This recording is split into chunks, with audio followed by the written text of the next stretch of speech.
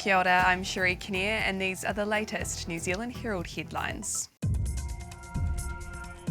A massive industrial blaze has broken out in Auckland's Penrose and is pumping what could be toxic smoke into the atmosphere. Wind is carrying the smoke over Ongihanga, Mangere Bridge and Favona, and residents have been urged to close windows and stay inside if possible. Firefighters responded to the fire on Nelson Street around 2 a.m. There were 20 fire appliances and more than 100 firefighters involved in containing and extinguishing it this morning. New Zealand is helping ensure the international rule of law is upheld. The country is giving Ukraine $4.5 million for non-lethal equipment and supplies. A senior New Zealand military officer is also being sent to support international criminal court investigations. Waikato University's Alexander Gillespie says it's important war criminals are brought to justice.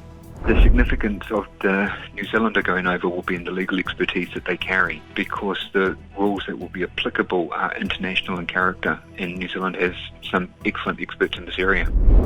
In Ukraine, at least 10 people have been killed and 40 have been injured in a Russian airstrike on a shopping centre in the eastern Ukrainian city of Kremenchuk.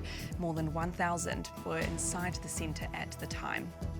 Meanwhile, Jacinda Ardern has landed in Spain this morning to begin her visit to Europe. The Prime Minister's charm offensive of European leaders begins today with a number of official engagements and leaders' meetings. She's sitting down with Spanish Prime Minister Pedro Sanchez and then with NATO Secretary General Jens Stoltenberg. The pair's expected to talk about the Russian invasion of Ukraine and China's expanding influence in the Pacific. The Police Association says it's a good sign staff are seeking mental help following violent anti-mandate protests. More than a third of police staff stationed at Parliament have sought the services of psychologists and wellness advisors. President Chris Cahill says many officers faced unprecedented mental harm. Physically, police also suffered 154 injuries at the protest, 9 of which required hospital care. Despite economic pressures, businesses are managing to stay afloat. A report has found bankruptcies and liquidations have been trending downwards since COVID-19 arrived.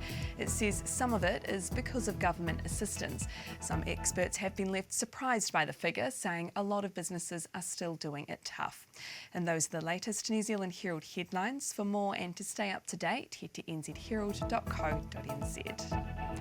Thanks for checking out our YouTube channel. To stay up to date with all the latest news from the New Zealand Herald, click the subscribe button below or check out one of the videos here, and head over to nzherald.co.nz for more details on these stories and more.